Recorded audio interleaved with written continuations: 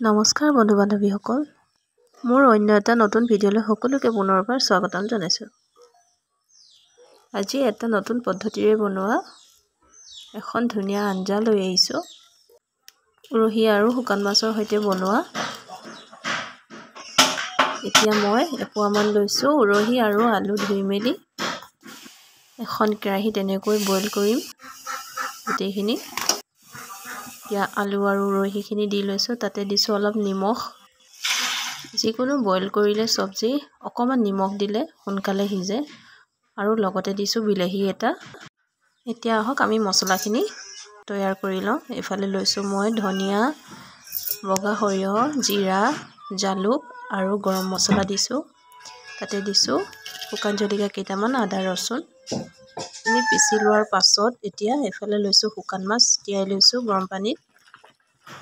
এইফালে মোৰ হ'লেই বইল। এতিয়া এইফালে মোৰ ৰেডি হৈ গ'ল মছলাখিনি। তাতে মিহলাম এতিয়া হালধি, লগত দিছোঁ নিমখ আৰু জলকীয়া গুড়া অকণমান, আৰু বেলেগ মছলা নিদিওঁ। এইখিনি দি মেলি ইয়াত পানী অলপ দি মিহলাই ল'ম। ইফালে বইল হৈয়ে আছে, বিলাহীটো মই এতিয়া উলিয়াই ল'ম। এইখিনি মোৰ বইল হৈ গ'ল। আৰু আনফালে কেৰাহী এখন গৰম কৰি তাতে মিঠাতেল দি মই কেইটামান পাঁচফোৰণ দি ল'ম। আৰু লগত দিছোঁ তেজপাত আৰু পিঁয়াজ, জলকীয়া।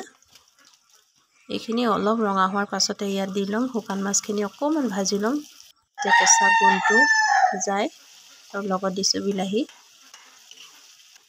এনেকৈ দিয়াৰ পাছত ভাজি লোৱাৰ পাছতে দি দিম মই মছলাখিনি।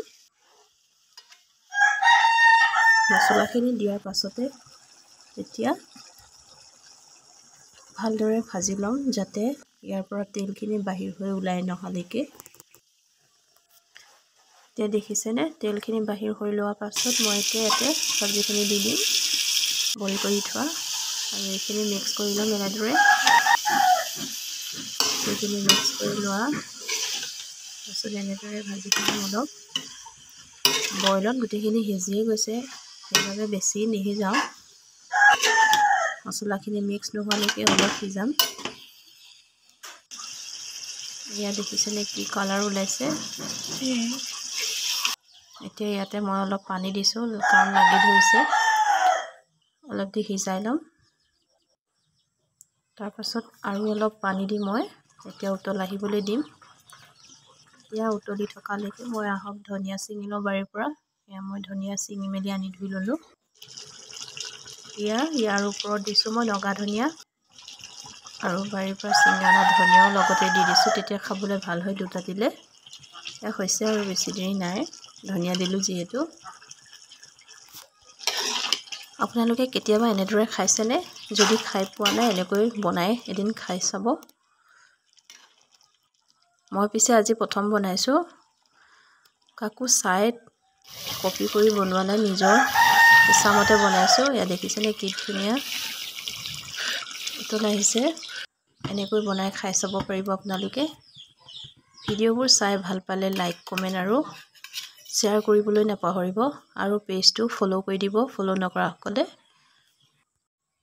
সদায়নো কি একেদৰে খাই থাকিব ভাজি মেলি, সেইবাবে ভাবিলোঁ আজি নতুন পদ্ধতিৰে বনোৱা যাওক। পিছফালৰ পৰা মতা কুকুৰাটোৱে বৰকৈ মাত দি আছে, কাণতে ধৰিছে। আজি সঁচাকৈ তৰকাৰীখন খাবলৈ বহুতেই ধুনীয়া হ'ল। আপোনালোকেও এনেদৰে বনাই খাই চাব।